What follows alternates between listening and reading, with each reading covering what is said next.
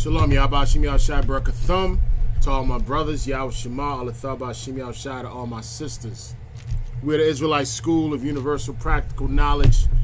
Started out of 1 West 125th Street, Harlem, New York. We've been teaching so-called Negroes, so-called Hispanics, and so-called Native Indians that they're the Lord's chosen people according to the Bible. According to these scriptures, we are the real Jews that the Bible speaks of. And any white man that says he's a Jew is an imposter and a phony. We've been teaching this truth since 1969 under Commander General Yohana. Today's our history class. I guess I'm the history guy. You know, what's funny about history is that, you know, if you do a little digging around, if you poke your head where it shouldn't be poked, you'll come to realize a lot of things about history. Number one, history repeats itself. And our condition in America, as well as, or the Americas, is quite similar to what went on in ancient Egypt. Now, the so-called, our oppressor, the so-called white man, believes that he is the ancient Jew. He is the Jew of antiquity. He claims to be the one that was in Egypt under the oppression of the Egyptians and Pharaoh. Now, problem is that we can't understand our position in this place because we fail to realize that the records that the Most High has compiled through the priests and prophets of old, we have failed to realize that this right here is our record.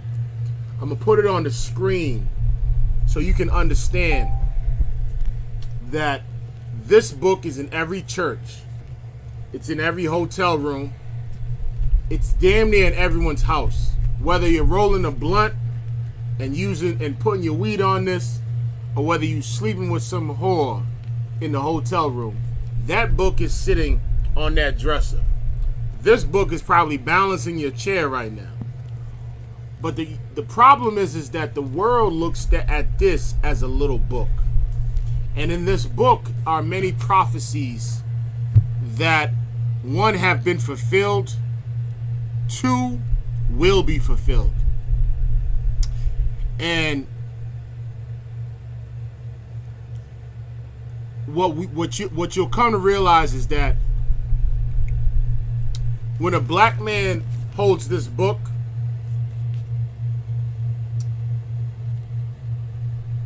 and when I say a black man, I'm talking about someone that has maintained his integrity and honor through the and has not defiled himself. When he holds this book and teaches and says the things in this book, his word is not credible because he's just a no good nigga in America. When a Hispanic man holds this book and he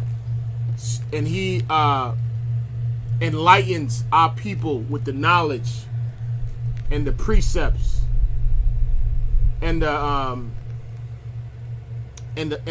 life that this book has to offer, it doesn't seem credible. But you let a white man take this book, you let him take this book, and he can go to any corner in America, he can go to any stadium, and in whatever he says, his word is bond. But when it comes to a so-called nigger or so-called spick, you can't take that, what comes out of his mouth, as something that's credible. When in actuality, the priests and prophets in the ISUPK, the people that the world look at as criminals, the people that the world devalues, our own people devalue. They're the ones that the Lord chose to bring the truth. And this truth is shaking the foundation of the earth. And so we have to wake up and we have to understand that these classes are very important. Today's our history class in Boston. Tomorrow is our brotherhood class. Wednesday is our law class. Now, why have we structured it like that? We have classes all over, all throughout the planet. Every sector of the planet, there's going to be an Israelite school of universal practical knowledge building set up. And the Lord has purposed this. And because this is of the Lord, this is something that cannot be stopped. The Spirit of the Lord is going to spew on this planet. All right? But I digress. So today we're going to talk about World War I and the significance of World War I and what was going on between this 5-year warfare. They called it the Great War. And we have to realize that there's something very significant about it. And there's something very cynical about it when it comes to the international Jew.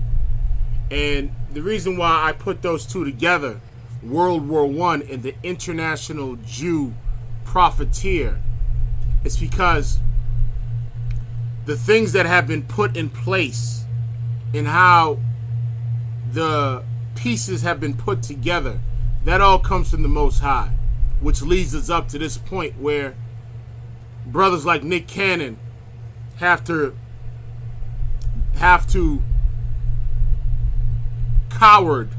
cowardly denounce his position as an Israelite, as the original Hebrew Israelite. And anyone that's outside of this school is a coward when it comes to spitting the truth. The men in the UPK, we don't care about your networks.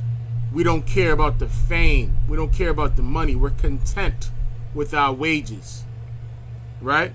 If the Lord pours blessings upon us, we thank the Most High. If he pours curses upon us, we still thank the Most High. You know what I mean? These are the men that are in the UPK that are going to rule with Christ, Lord willing, on the planet Earth. But let me get on here real quick. Let me see if there's any questions. For some reason, I know I downloaded the chat. I don't see the chat. But let me see if I can get that chat up. Our press is constantly doing updates to confound us in the world of technology. But let me see if I can get the chat up real quick. I know I downloaded it here. I'm just going to look it up real quick to see if there's any questions. Some of y'all brothers might have questions. I want to make sure I can get to those questions. All right. So let me see if I can find the Restream chat. I believe I have it right here. A little beta version. You know what I mean? Ask your questions too, man. Don't, understand what you might. Okay, so you might not believe everything that we say, but understand the works that we're doing. That is so important to really look at that and see what we're doing with these brothers and sisters that are in the world. How we're changing how we're changing their lives through the Spirit of the Most High in Christ. You know what I mean? Don't be scared, man. I mean, what are you gonna make out of going to the Christian church, man? You know what I mean? What you gonna go to Christian church to blow rod? Because that's what they're gonna want you to do, right? Is your woman dragging you in that church? They're damn sure ain't teaching you about no goddamn history. History plays a big part in what you're seeing and everything that you're seeing going on today. You gotta understand the history before you try to pick up the book of Revelation, right?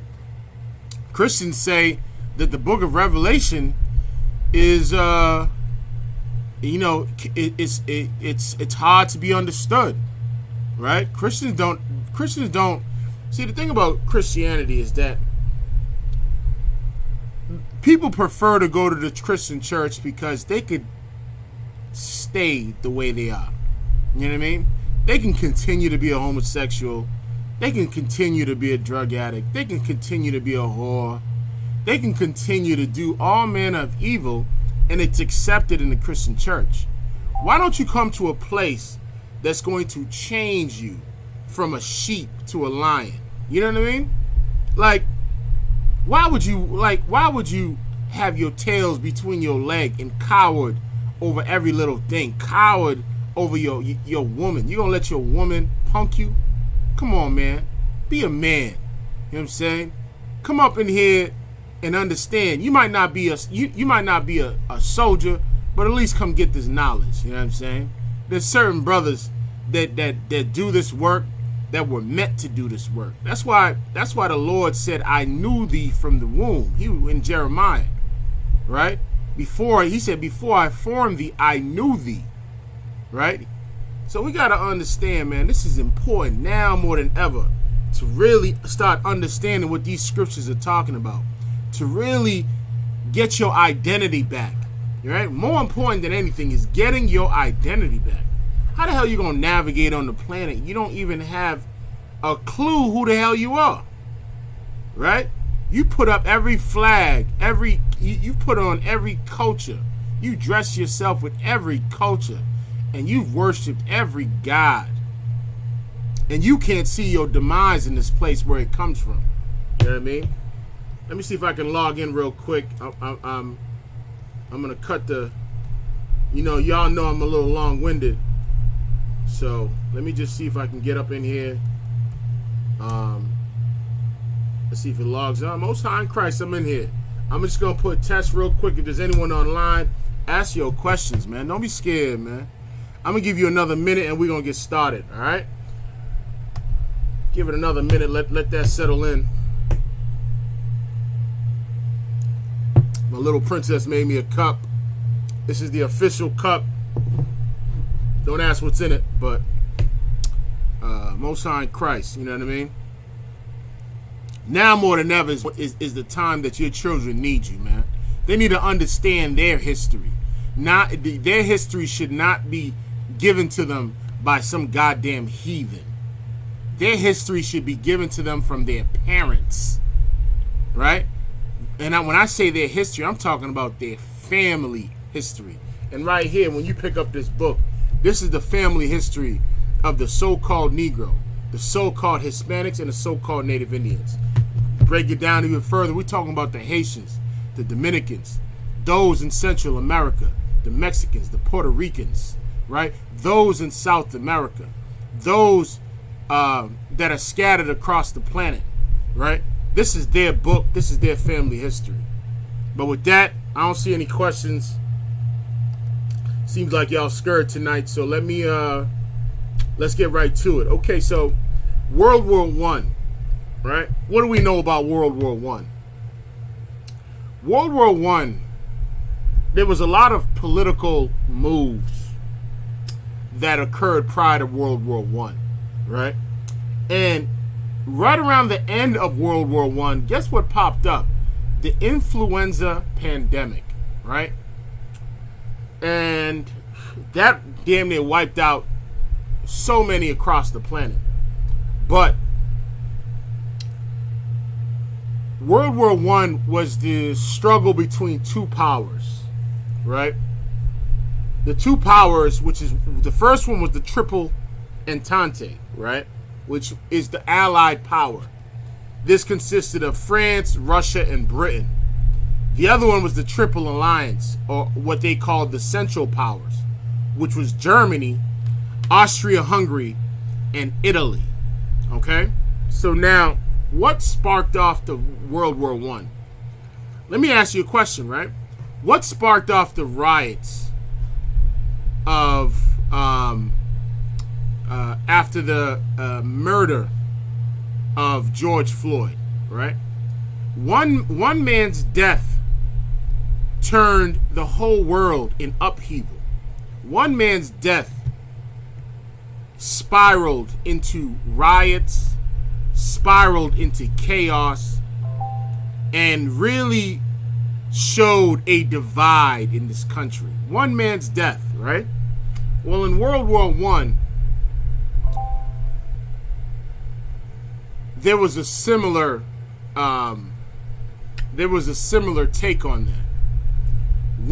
One man's death caused a great war to occur. And that great war is something that we're going to have to go to the prophecies to see what the Bible says about this great war, right?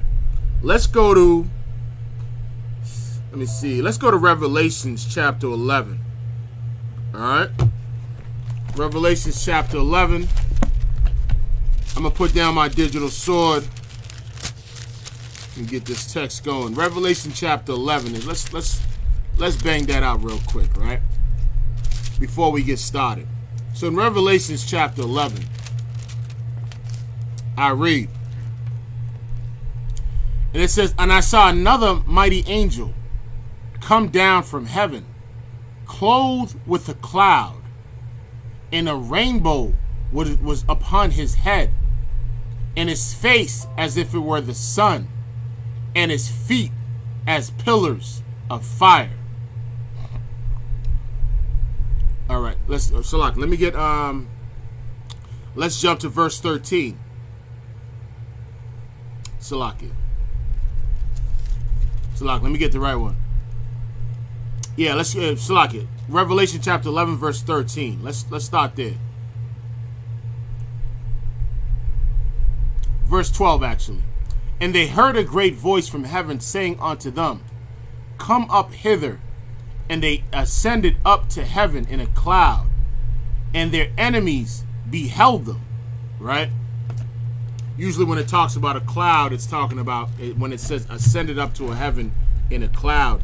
Keep in mind, this is John revealing what was going to happen in the latter times, right? This is John having a vision, right? Usually in reference to a cloud in the Bible, it'll usually talk about a chariot that'll swoop you up. You know what I'm saying? But in this sense, this is John having a vision, right? And in this vision, here's what it says. "In the same hour there was a great earthquake, and the 10th part of the city fell. And the earthquake were slain of men 7,000. Now when it says slain of men 7,000, think of a vision, right?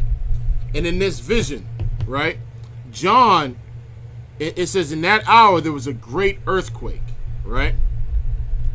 What does the earthquake represent? Earthquake represents destruction, breaking the foundation of something, right? If we were to look up the term for earthquake, right? Salaki, let me just pull up all my resources, right? And why they're using this as a metaphor, right?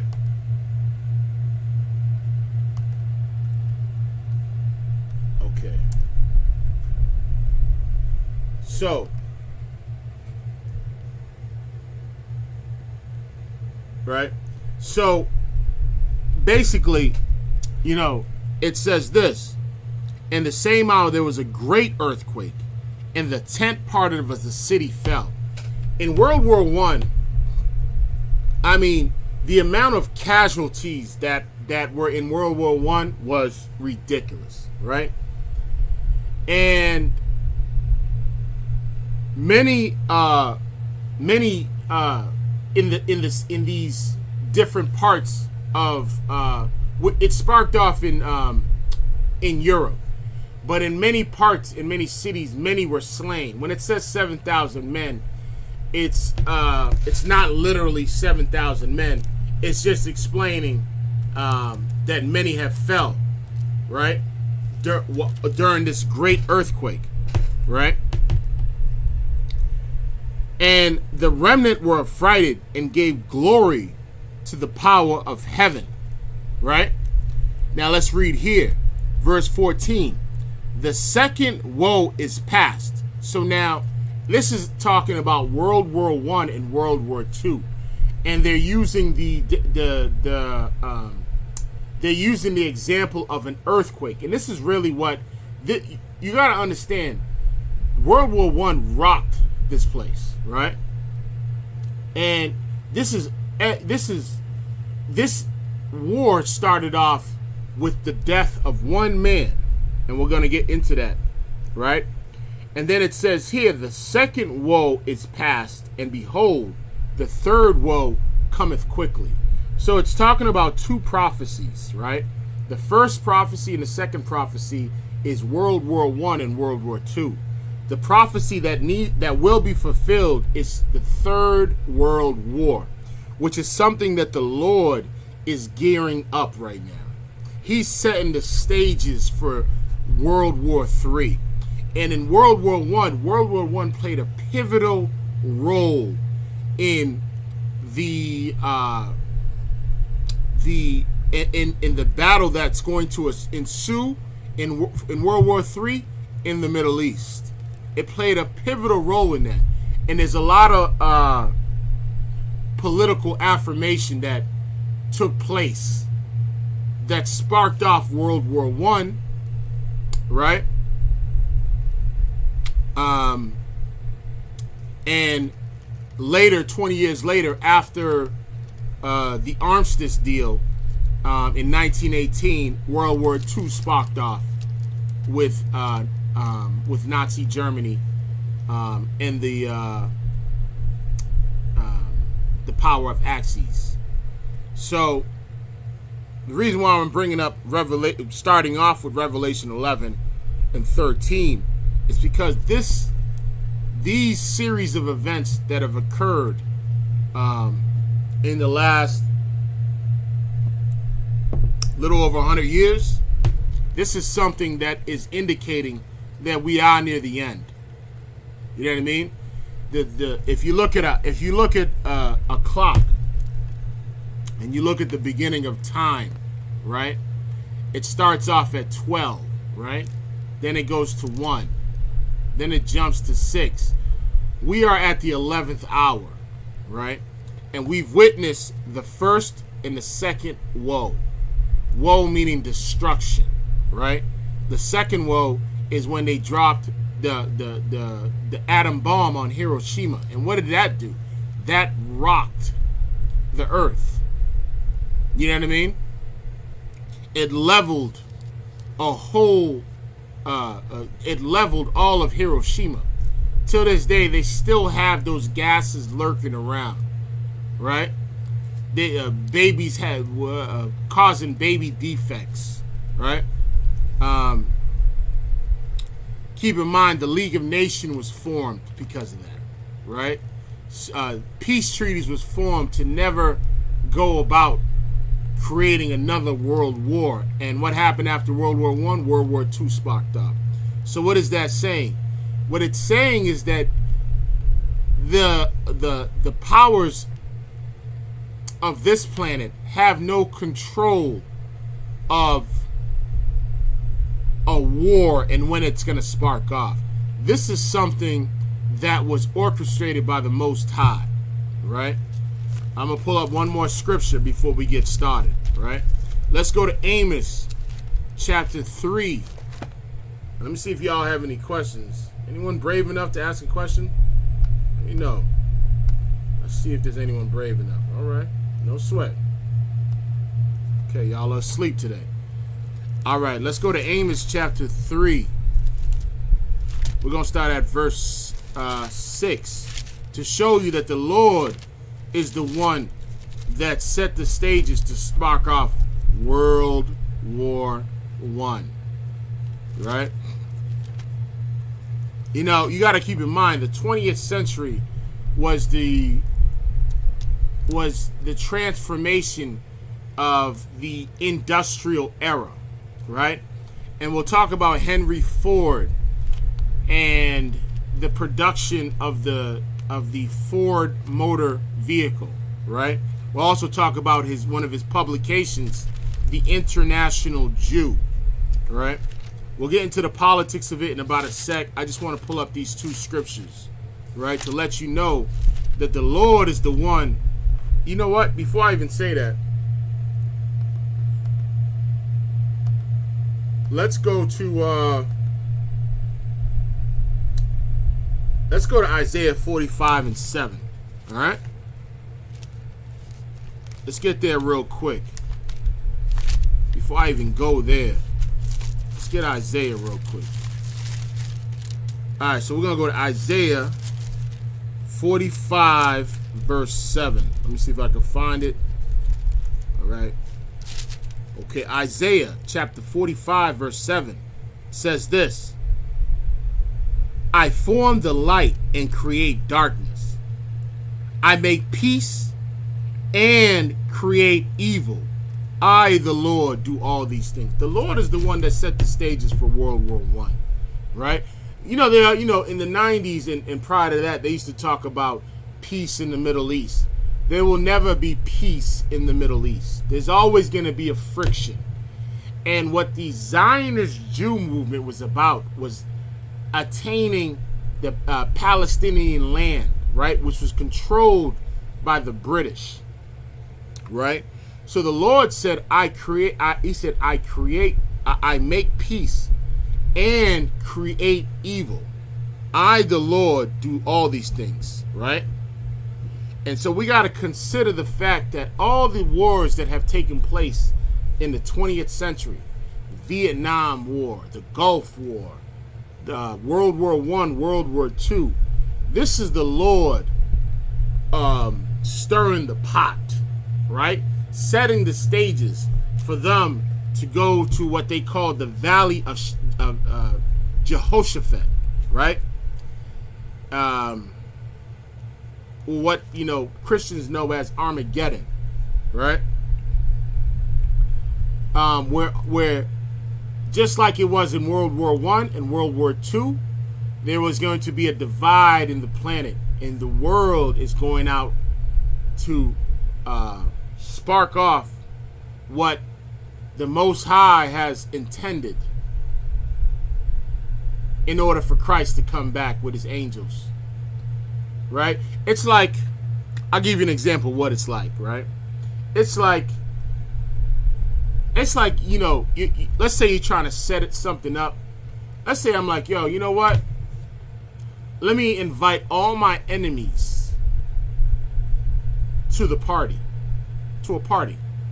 And the party is free. You don't have to, free drinks.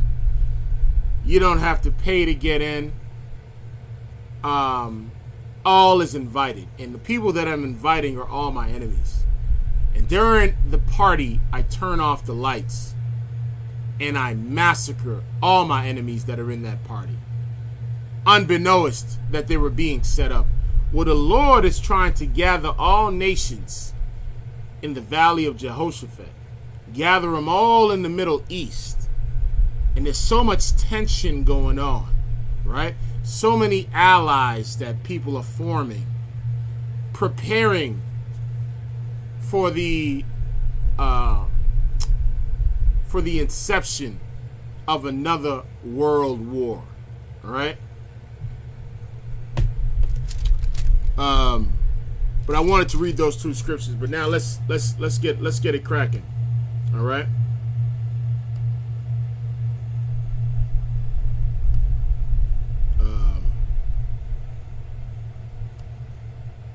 Okay. So now let's find out what happened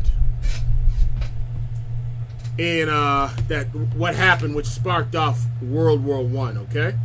Let me just pull up my bookmarks. Let me get here real quick.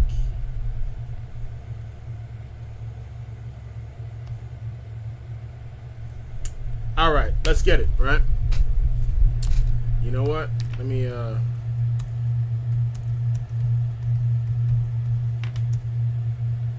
right. So this right here is common knowledge.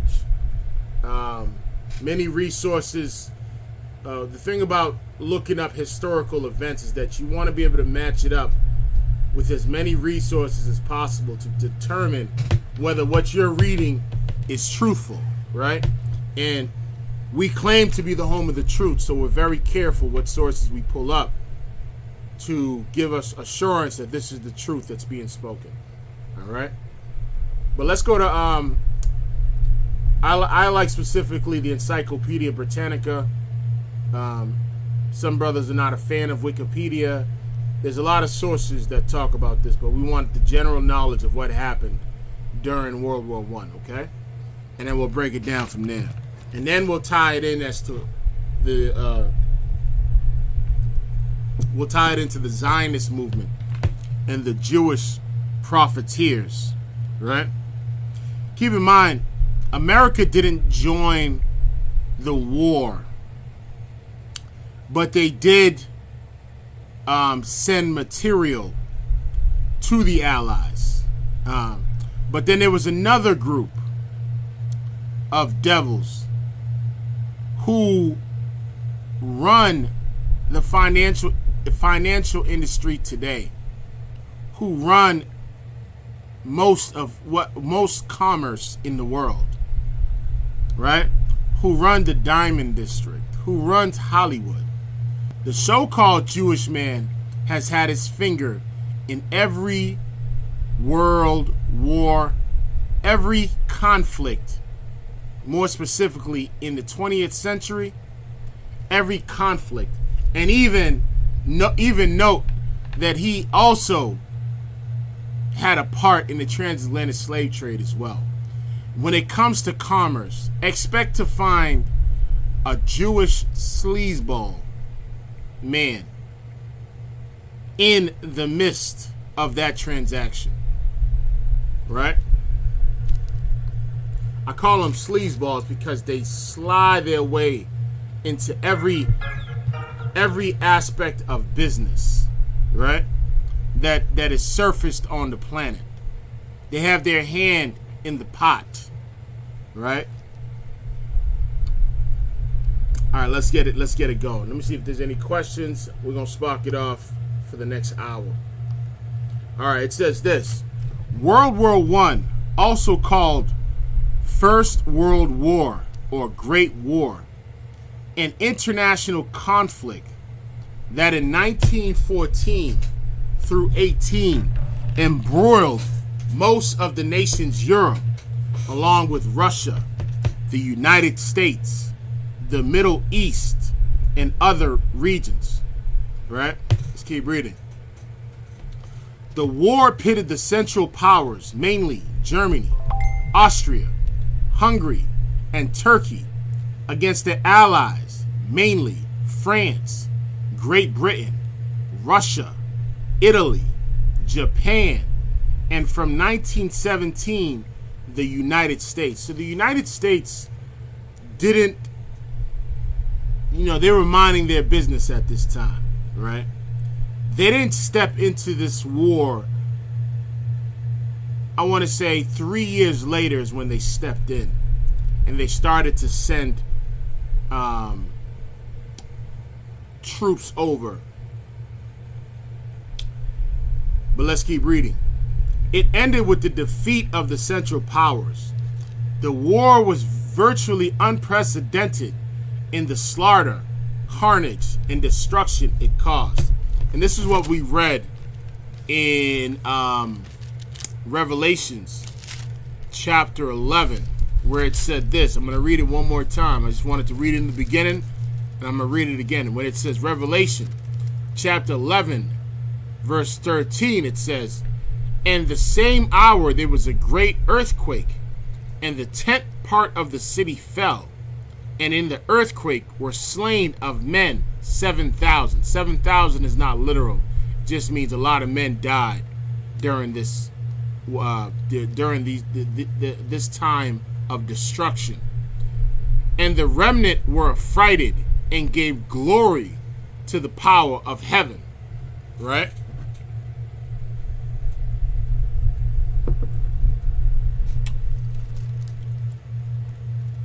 And so in verse 14 it says, the second woe is past, and behold, the third woe cometh quickly.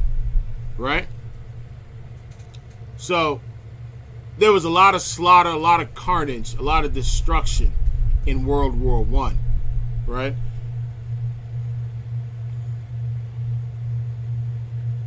Let's keep reading. World War I was one of the great watersheds of 20th century geopolitical history. It led to the fall of 4 great imperial dynasties in Germany, Russia, Austria-Hungary, and Turkey, resulted in the Bolshevik Revolution in Russia, and in its destabilization of European society, laid the groundwork for World War II. So when World War I ended, it created a lot of there was a lot of revolutionary groups that were on the rise. A lot of nationalist groups were on the rise.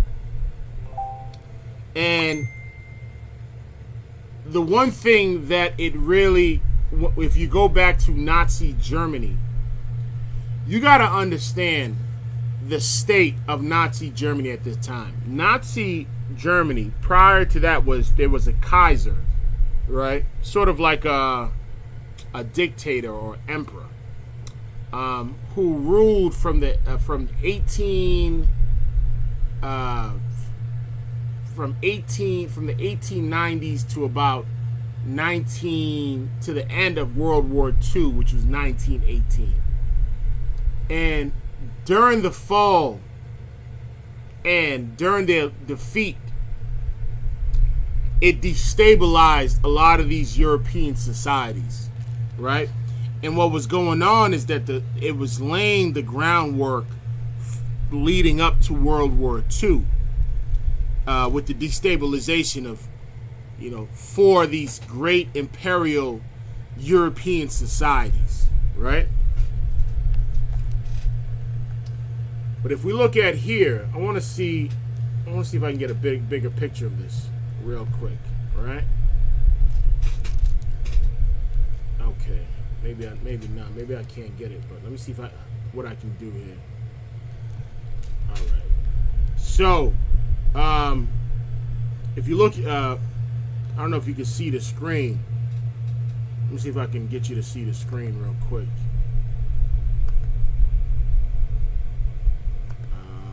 Let me see if I can add the browser.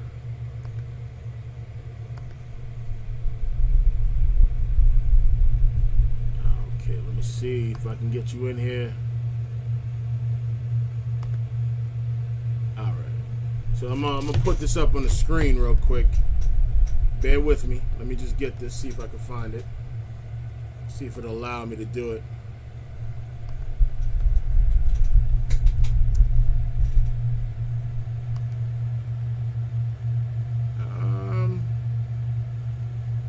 Let me see if they'll let me do it. 1 second. Bear with me. I want to just see if I can get this up on the screen. If not, I'll just read it out. Guess not. Okay. All right. Salakia, let me just read it out, all right? So you have in Europe, you have the Eastern and the Western Front. You got to remember, if you go back to history, you got to go back to the Ottoman Empire, right? And this is where you started to see the decline of the Ottoman Empire, right? During this time, right? The Ottoman Empire has existed for quite some time, right? And the Ottoman Empire, as well as the Austria-Hungary Empire, and what we called Prussia at that time, which is Germany. You got to understand that you got to look at the line, right? And then you got to look at the Allies, you look at the Central Powers, then you got to look at the neutral zone, right? And the neutral zones where a lot of treaties were put in place that said, for instance, with Bosnia, I believe it's Bosnia, that said if this group decides to attack us, you guys must, this group must defend us, right? And Germany had one stumbling block.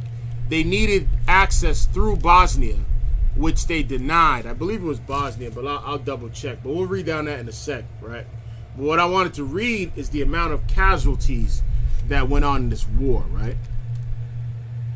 So the number of people killed in Russia, right?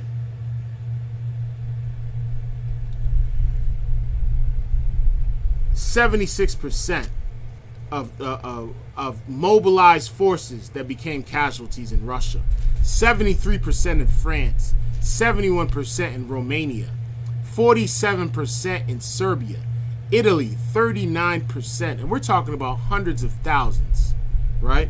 I want to say over 90 million casualties altogether, right? 36% in the British Empire, Belgium 35%, and United States, they came in 3 years after the war sparked off. We want to say about 8%. For the Allies altogether, 52% casualty rate, right? And keep in mind when it says in Revelations chapter 11, when it says 7,000 slain, you can't take that literal. How you gotta equate that is it's saying a lot of people got killed. And I'm giving you the numbers right here. The Central Powers, right, which is Austria, Hungary, Germany, Turkey, and Bulgaria, right? Austria-Hungary taking the biggest blow at 90%. 67%. And World War I decimated these imperial powers. These imperial powers, including Austria-Hungary, Germany, Turkey, Bulgaria. I wanted to read you that real quick, right? Of how much casualty and how much losses they took, right? But let's go back real quick. Let's go back to this. Okay.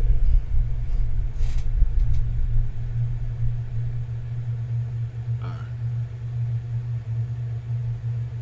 Okay, let's go. Salaki, bear with me. Let me just get back to this.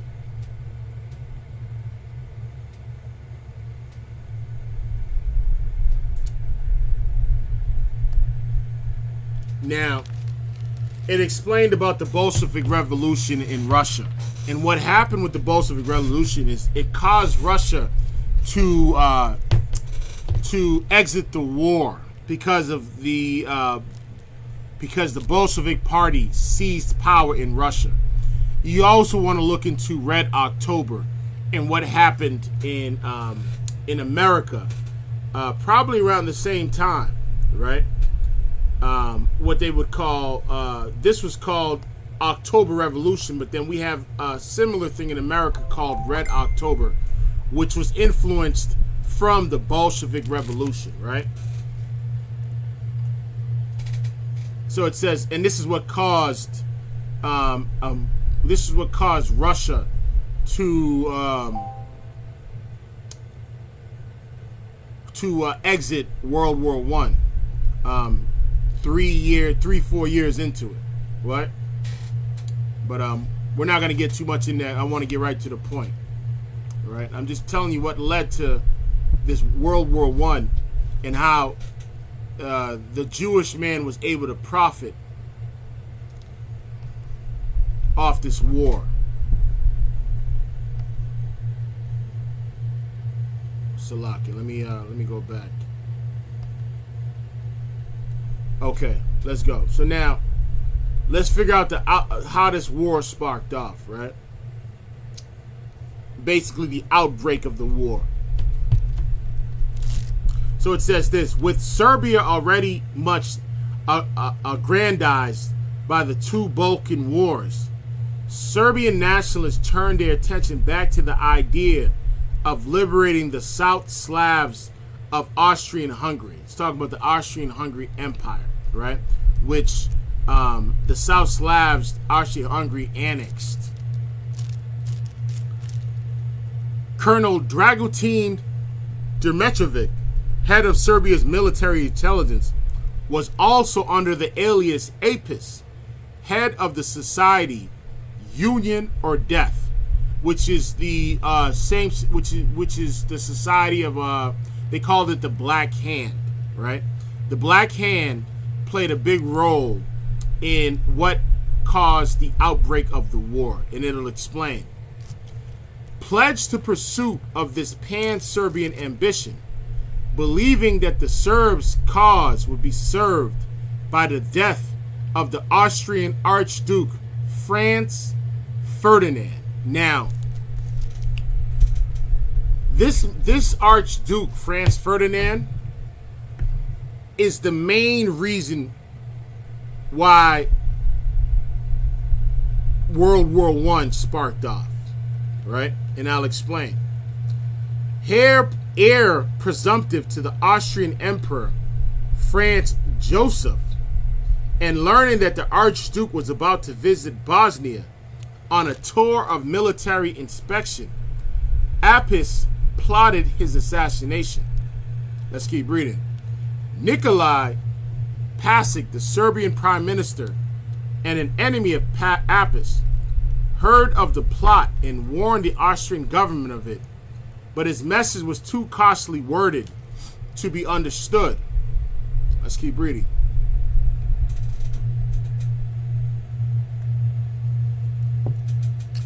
At 11:15 a.m. on June 28, 1914, the Bosnian capital, Sarajevo,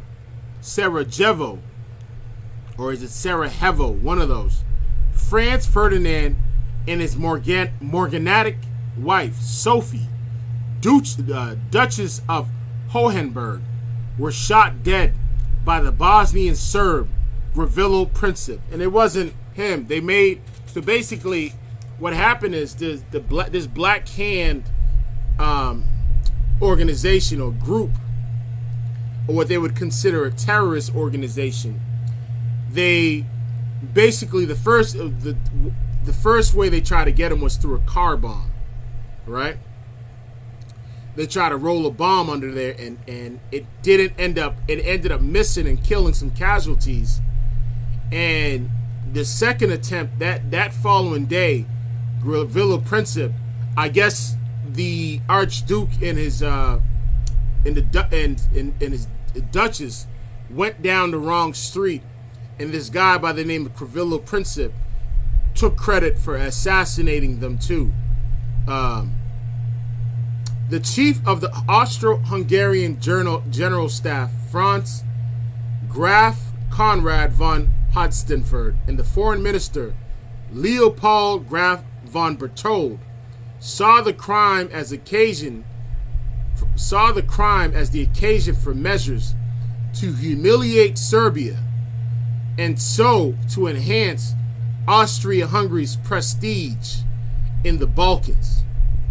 Conrad had already been assured by William II of Germany's support if Austria-Hungary should start a preventive war against Serbia, right? This assurance was confirmed in a week following the assassination, before William on July 6 set off upon his annual cruise to the North Cape off Norway, right? We're going to keep reading. Now, understand, one man's death caused the whole world to go to war. Now, think about how easy it is to spark off something, such carnage and such destruction, with the death of one man. So now, after this devil gets assassinated, right? I want to go in a timeline here. After he gets assassinated, they Salaki, I want to make sure I got this right. They give what you would call it, Serbia, an ultimatum, right? Now, if they have accepted the ultimatum to the entirety maybe World War I wouldn't have sparked off the way it sparked off. But let's read what happens. The Austrians decided to present an unacceptable ultimatum to Serbia, then to declare war, relying on Germany to deter Russia from intervention. Right? Now, keep in mind, Russia was going to protect Serbia at all costs, and Germany was going to back up Austria-Hungary, right? But as they gave them this ultimatum, they didn't want Russia to butt in, right? What they wanted to do was spark off war with Serbia, and they thought they were just easily just going to go in there, you know, wreck shop, and then, you know, what's done is done. But Serbia was completely protected by Russia. You know what I mean? So now when you look at U.S. intervention in all these countries, understand that there's certain countries when U.S. intervenes, Russia has takes a stance with some of these countries so that U.S. can back off, right? Right, so which explains the Cold War, which is basically a bunch of proxy wars that go on between Russia and U.S. Right, and in those proxy wars, you have a balance between communism and capitalism, right, and the influence that each superpower promotes throughout these smaller nations, right? It's like two bullies fighting for members of their gang. That's what it is, right? Let's keep reading. The Austrians decided to present an unacceptable ultimatum to Serbia and then declare war, relying on Germany to deter Russia from intervention. Though the terms of the ultimatum were finally approved on July 19, its delivery was postponed to the evening of July 23rd, since by that time the French president Raymond Poincaré and his premier René Viviani, who had set off on a state visit to Russia on July 15th, would be on their way home and therefore unable to concert an immediate reaction with their Russian allies. When the delivery was announced on July 24th, Russia declared that Austria-Hungary must not be allowed to crush Serbia. One of the things that Austria-Hungary was trying to do at this time was they were trying to send investigators into Serbia, all right? And out of this whole ultimatum, that one section, that one line of print, Serbia did not agree with. And at that point, we'll figure out what happens. Serbia replied to her ultimatum on July 25th, accepting most of its demands, but protesting against two of them. Okay, so it was two of them, sorry. It was two of them that they protested against. Namely, that Serbian officials should be dismissed at Austria-Hungary's behest, and that the Austro-Hungarian officials should take part on Serbian soil in proceeding against organizations hostile to Austria-Hungary. So Austria-Hungary, they wanted to go up into Serbia and find out all these terrorist cell groups in Serbia and hunt them down. And the Serbian government did not agree with them going in there. It's just like U.S., right? If a terrorist event occurs in the U.S. and it's found to come from a certain country, U.S. is going to want to go in there and literally perform a cavity search on the whole country. You know what I mean? They want to go in there and they want to find out. They want to crush whatever enemy terrorist cells that are in that country. And this is what Austria-Hungary wanted to do. Though Serbia offered to submit the issue to international arbitration, Austria-Hungary promptly severed diplomatic relations and ordered partial mobilization. So the partial mobilization, they were going to send some troops over there, right? Flex their muscle a little bit. Go over to Serbia and let them know, listen, yeah, don't mess with us, right? That's what they wanted to do. But nobody knew what it was going to transpire into, right? No one had a clue that this would lead to all the world superpowers and all the world powers that be into a great war, right? Which was prophesied in what we read in Revelations chapter 11. Let's keep reading. Home from his cruise on July 27, William learned on July 28th how Serbia had replied to the ultimatum. At once, he instructed the German Foreign Office to tell Austria-Hungary that there was no longer any justification for war, that it should content itself with temporary occupation of Belgrade. But meanwhile, the German Foreign Office had been given such encouragement to Berchtold that already on July 27th he had persuaded Franz Joseph to authorize war against Serbia. War was in fact declared on July 28th, and Austrian-Hungary artillery began to bombard Belgrade the next day. Now, because they sparked it off, guess who's coming into the picture now? Russia's going to jump up in here now, because Russia is allies with Serbia. Russia then ordered partial mobilization against Austria-Hungary. And on July 30th, when Austria-Hungary was riposting conventionally with an order of mobilization on its Russian frontier, Russia ordered general mobilization. So at first, Russia ordered partial mobilization. Now they're sending all the goons out there. Germany, which since July 28 had still been hoping, in disregard of earlier warning hints from Great Britain, that Austria-Hungary's war against Serbia could be localized to the Balkans, was now disillusioned insofar as Eastern Europe was concerned. On July 31st, Germany sent a 24-hour ultimatum requiring Russia to halt its mobilization, and an 18-hour ultimatum requiring France to promise neutrality in the event of war between Russia and Germany. So now Germany's sending an ultimatum to Russia on some, you got to fall back.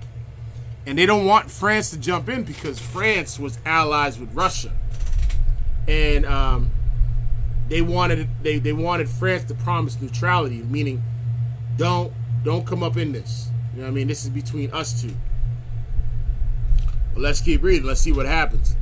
Both Russia and France predictably ignored these demands. On August 1st, Germany ordered general mobilization and declared war against Russia. Now, the two smaller fronts between Austria and Hungary and Serbia declared war against each other. But then the big brothers came in and started to back up their little brothers, right? And this led to more nations coming in and taking sides.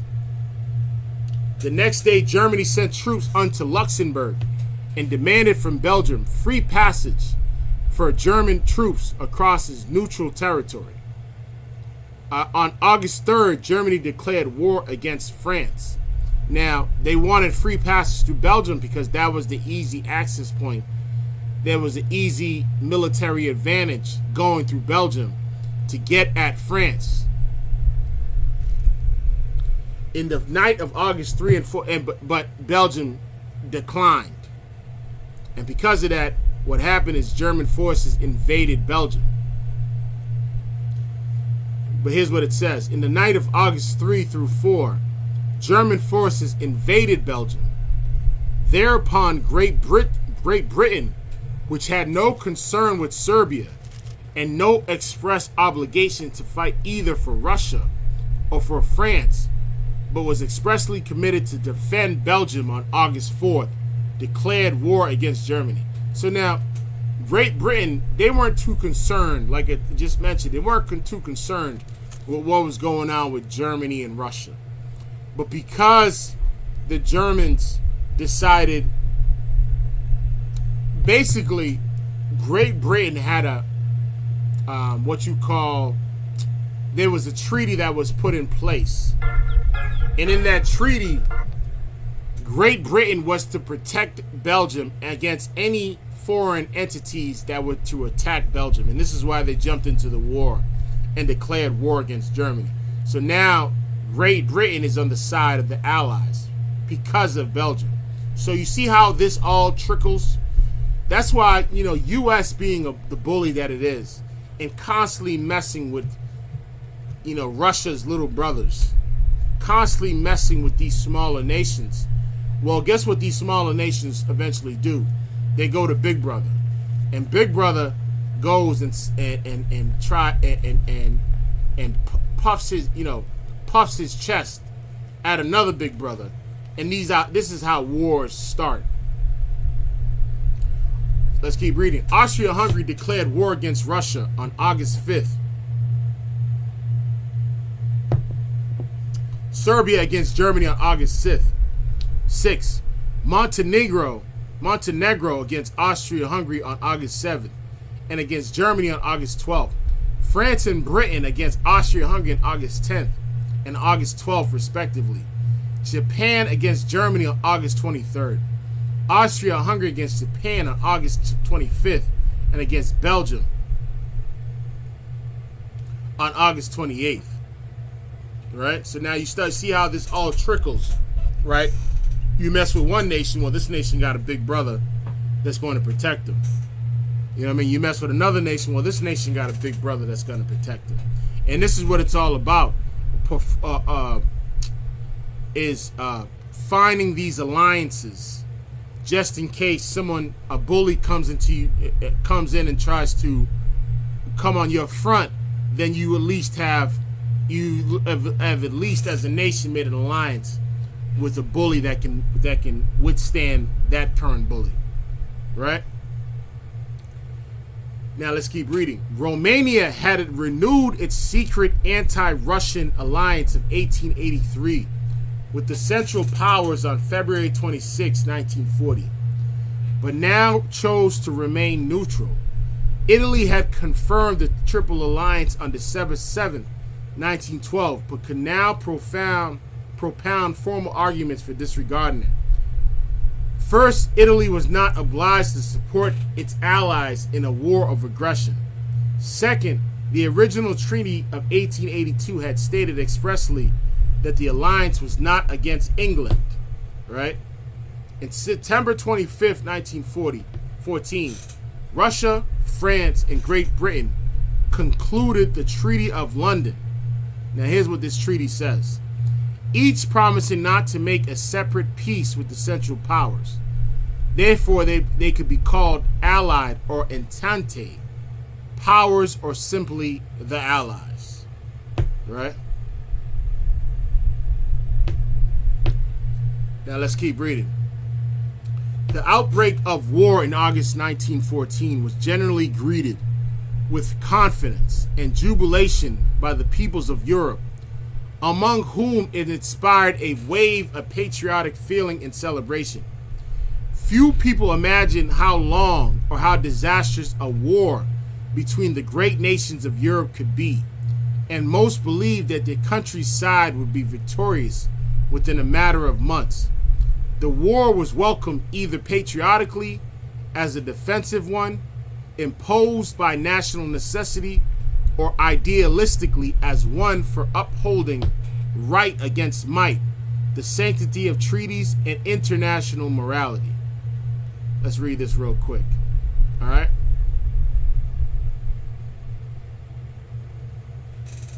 Salakia.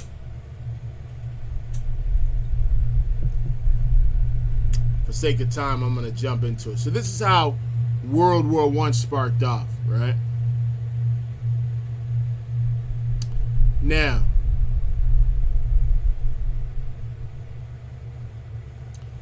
let's get into these imposters, the so-called Jewish man, right? Okay, so what do they have to do with World War I, right? You remember last week we spoke about the Khazarian Empire, right? And how the Khazarian Empire became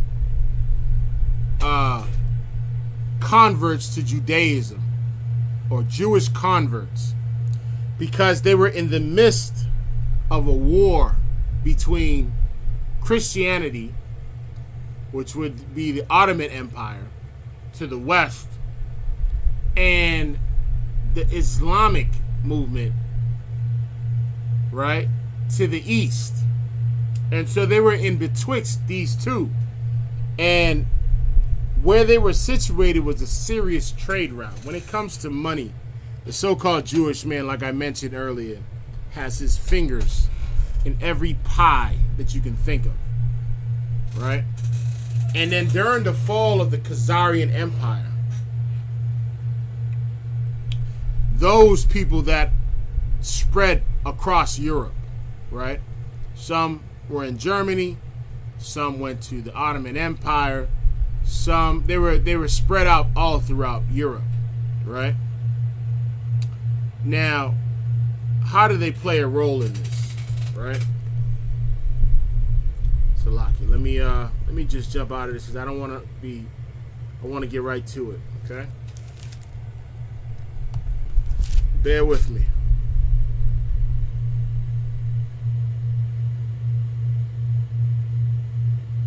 We want to go to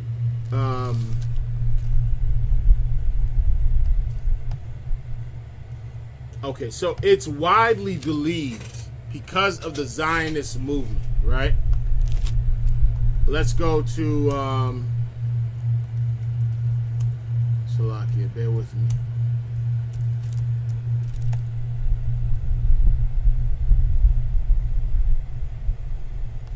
So the Zionist movement wanted a sovereign Jewish state, right? And they were able to get that in World War II when they went to the League of Nations or the United Nations, and they wanted a founded state. And they ended up taking part of the Palestinian land, right? Okay, but let's read here, right? Before the war, Zionism was born in the Findesicle, and the movement's discourse owed as much to the language and ideas of that period as they did it to the growing anti-Semitism in Europe, right? The murderous pogroms in the eastern part of the continent, Salakia, bear with me. So a pogrom is this: an organized massacre of a particular ethnic group, in particular that of the Jews in Russia or Eastern Europe, right? So that's what a pogrom is. Let's read it again. The murderous pogroms in the eastern part of the continent, as well as the establishment of ethnic nationalism and biological discourse, right, had devastating effects on the ability and desire of Jews to assimilate in Western societies. Some Jews came to believe that a solution to the Jewish problem could only be achieved through the creation of a Jewish national sovereign identity. Now here's the part. Here's the kicker, right?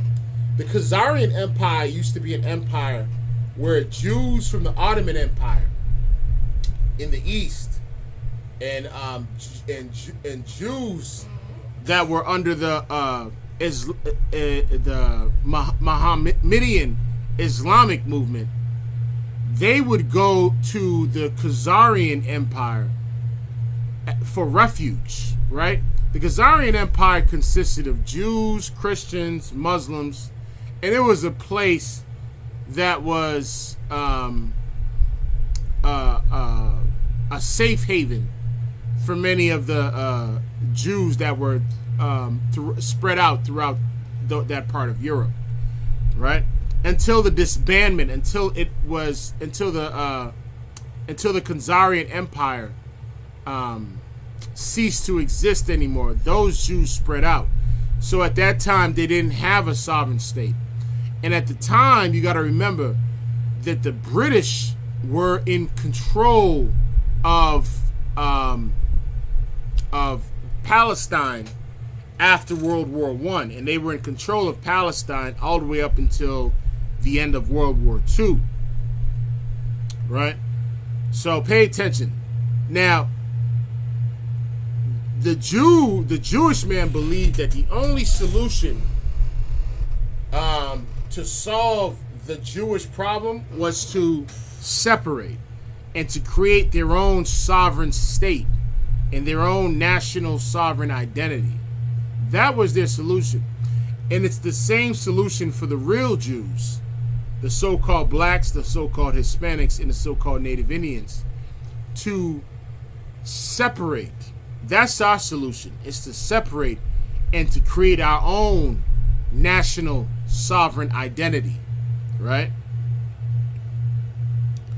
Despite this basic unity of purpose, Zionism was not a monolithic ideology. Factions differed on substantial issues like the rate and implementation of the immigration to Palestine, or even whether the Holy Land should be the site upon which to fulfill the movement's goals.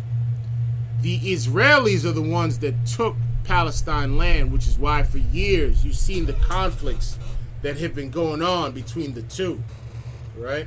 Even OPEC at the time cut off the U.S. because of their support for the Israelis, right? But let's keep reading. Cultural Zionism, for example, understood the land of Israel as the irreplaceable spiritual center of Jewish life and Hebrew culture, while Theodor Herzlian political Zionism focused on securing imperial approval for territorial grant to the Jewish people. Let's keep reading. Nevertheless, perhaps the most influential type of Zionism, at least in retrospect, was labor Zionism and the coalescence of the principal Zionist ethos of the Holtz, which emphasized the cultivation of the land Israel as a source for Jewish redemption from the hardship of the diaspora. The idea of creating a strong and vital new Jew, the antithesis of the stereotypical weak and degenerate Jew of the diaspora, is a testament to the fact that Zionism was, perhaps above all else, a modern revolution of Jewish life, an attempt to create a new Jewish subject in control of its own destiny. You see, after World War II, Jews from all over Eastern Europe petitioned to the League of Nations or the United Nations to have their own state. And what the United Nations ended up doing was they ended up giving them a partial of the Palestinian land. And because of that, each year the U.S. sends billions of dollars to the so-called Jewish man in Israel, right? And this is Now let's keep reading. The pre-war era was a key to the movement's development, witnessing early waves of Jewish immigration into Palestine, the foundation of the World Zionist Organization, and its first Congress held in Basel in 1897, and the establishment of Tel Aviv, the first Hebrew city, as well as the first secular Jewish settlements and neighborhoods in Palestine. Modern Hebrew culture was in its infancy at the time, and the groundwork was laid not only for Zionist political organizations in Europe and Palestine, but also for the Hebrew public sphere, newspaper education in the Yishuv. Nevertheless, until 1914, Zionism progressed only slowly toward its goal and was far from fulfillment. After the death of Herzl, one of the fathers of Zionism, in 1904, the movement lacked charismatic leadership, and its advocates constituted only a small fraction, not just of Palestine's overall population, but of the global Jewish population as well. Palestine's existing Jewish community was weak and almost entirely dependent on foreign and philanthropic donations for survival. Most importantly, Zionism's national goals were obstructed by the fact that Palestine was not an independent territory, but part of the Ottoman Empire. Pay attention to that. Palestine was still part of the Ottoman Empire up until 1918, when the British took rule of Palestine. So now, keep in mind what was going on in the Ottoman Empire is that they weren't allowing Jews to exercise, the Jewish man to exercise his cultural rights or his religious religious benedictions, right? They weren't allowing them to do that. So now, the Zionist movement played a big role in World War I, because as long as the Ottoman Empire existed, it says this. It says, Zionism nationalist goals were obstructed by the fact that Palestine was not an independent territory. That's the reason why they didn't take Palestine earlier, and it took up until 1948 for them to get a piece of Palestine.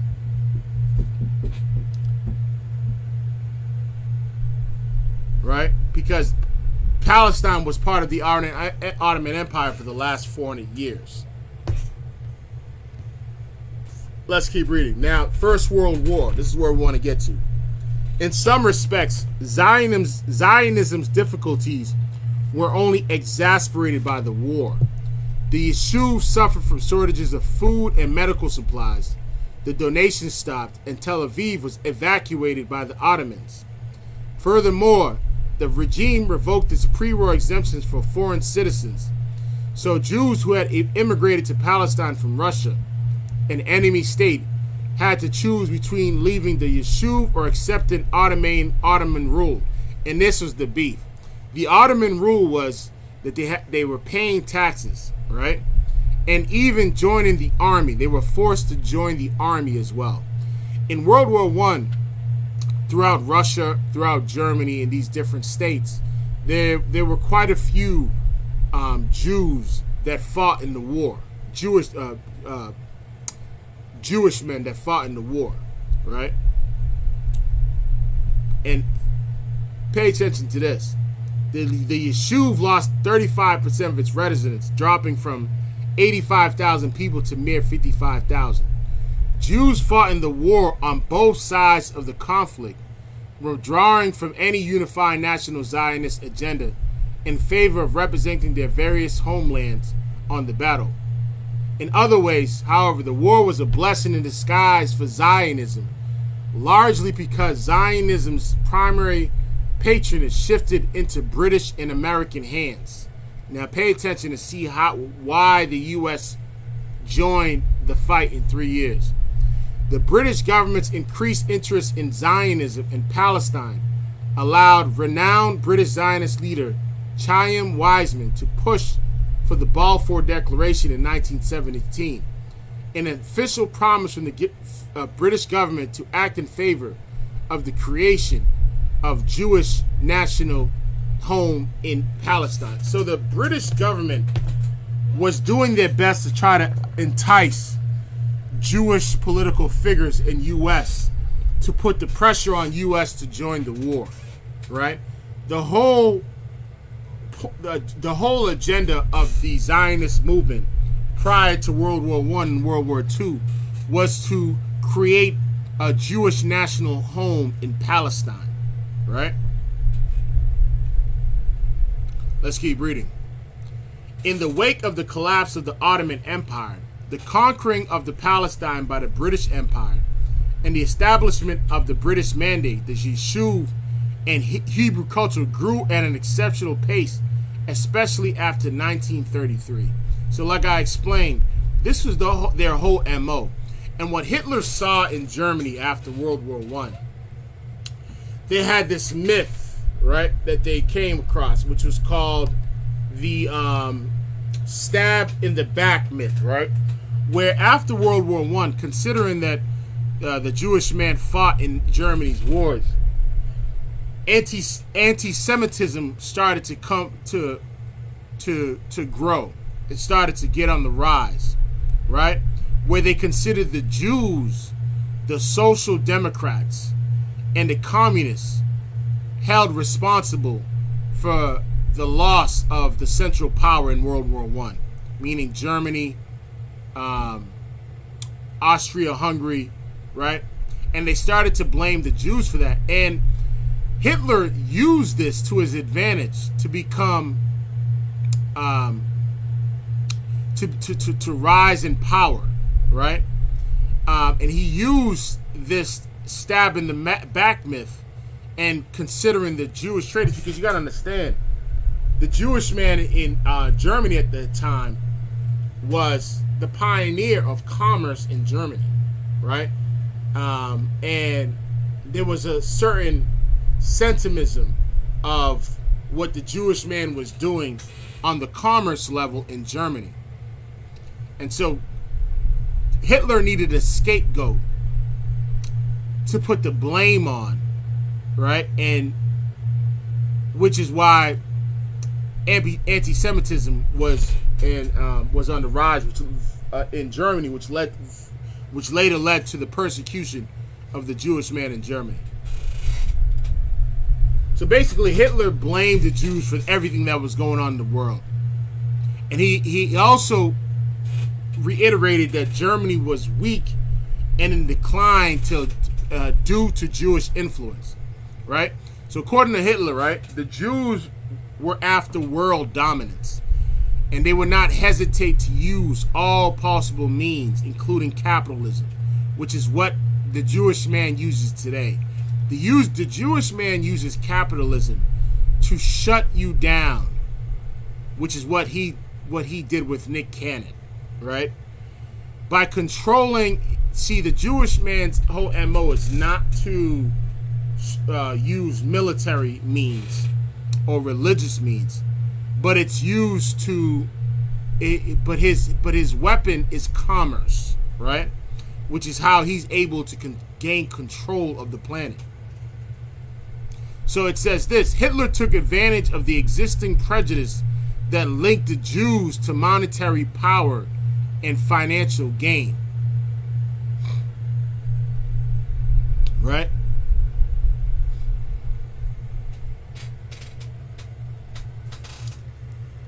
And then now we jump into Henry Ford and the International Jew. Now this is we only got about 6 minutes, but I want to bring this up real quick because I thought this was very interesting. Right? I'm going to get to it right now. Right? If you know who Henry Ford is, he's the one that came up with Ford Motors Company. And he's probably one of the biggest anti-Semitic figures in U.S. history. I mean, this guy came up with a whole publication called the International Jew, right? And I want to read a little bit on this real quick, right?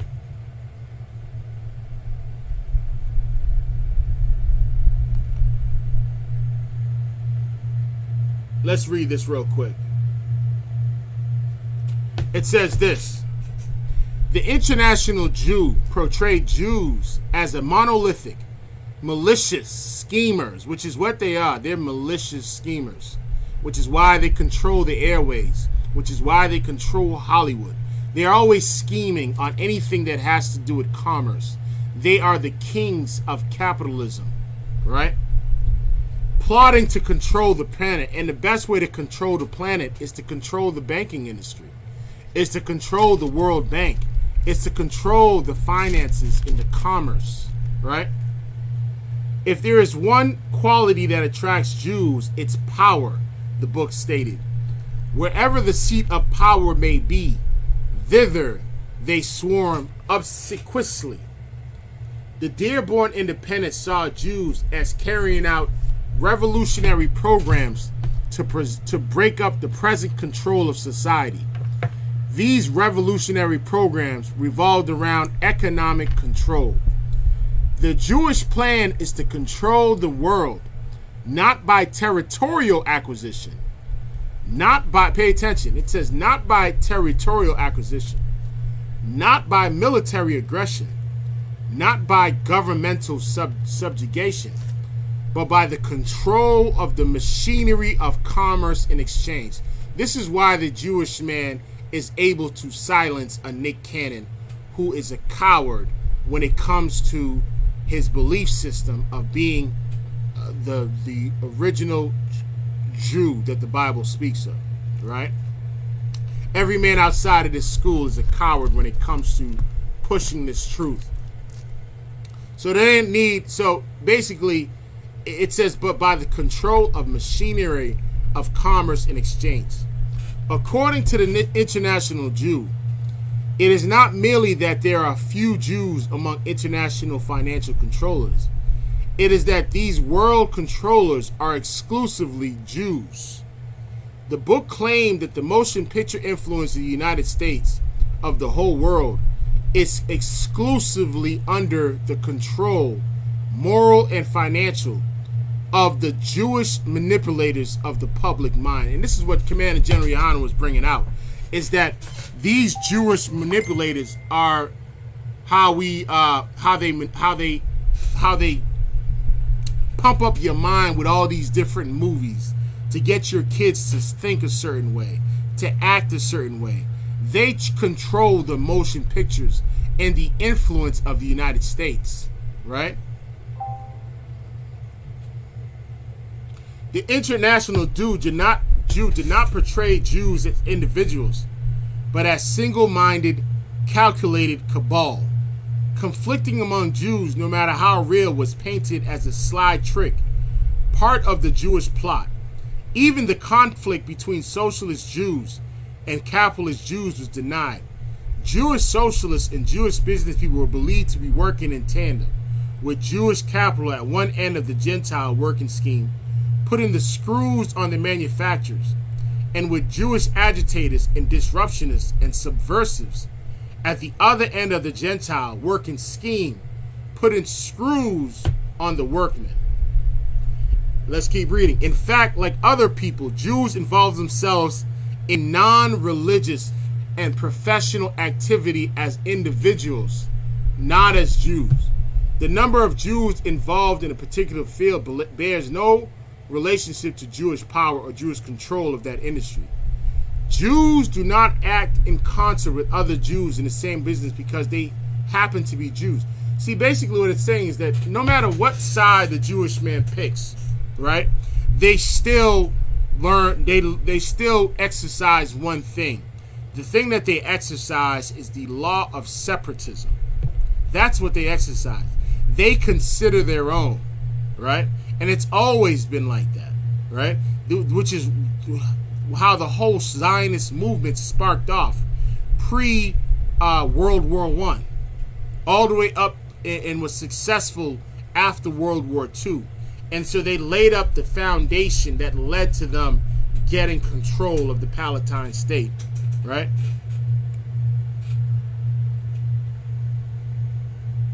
But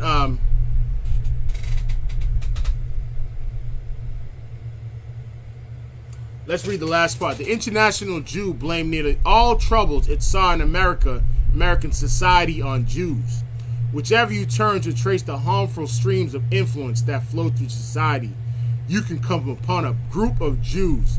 It claimed even problems with national pastime were attributed to Jewish influence. If fans wish to know the trouble with American baseball, they have 3 words: too much Jew. Now understand that this publication came out. They came out with 90 publications of this, and Henry Ford was absolutely correct that the Jewish man controls every aspect of society, right? Let me get one more scripture and we're going to end the class, all right? Let's go to 2nd Ezra chapter 10, verse 22. Salakia, all right? Let's get that real quick. 2nd Ezra. Salakia, bear with me in Ecclesiasticus. All right, let's get it real quick. All right, 2nd Ezra chapter 10, verse 22. It says this.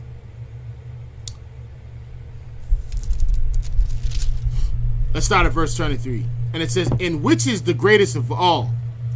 The seal of Sion had now lost her honor." The Jewish man has been parading around in the world with our seal. He is an imposter. So-called white Jewish man is an imposter, and he's been parading around with our seal.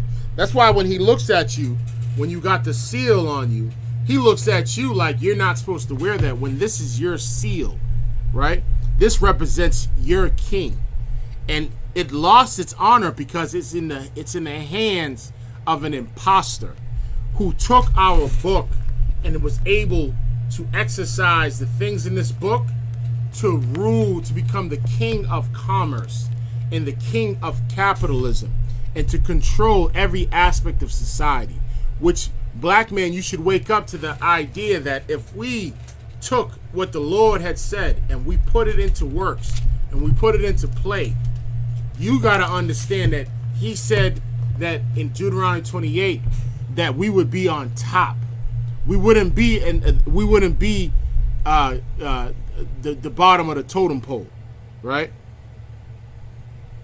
And it says this, "For she delivered it into the hands of them that hate us." And the Jewish man hates us, which is why he's plotted on our demise since the transatlantic slave trade, right?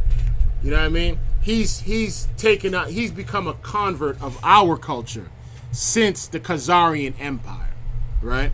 He's done everything that he could to keep us away from the true knowledge of us being the real Jews that the Bible speaks of. The Hebrew Israelites, the Jews of old, the Jews of antiquity. And with that, that's my time. We're going to end the class. Thank you for tuning in. Keep in mind, Black Watch will be on 9 p.m. tonight with Commanding General Yohana Eastern Standard Time. Black Watch with Commanding General Yohana Eastern Standard Time. Tune in tomorrow for the Brotherhood class, Wednesday for the Law class.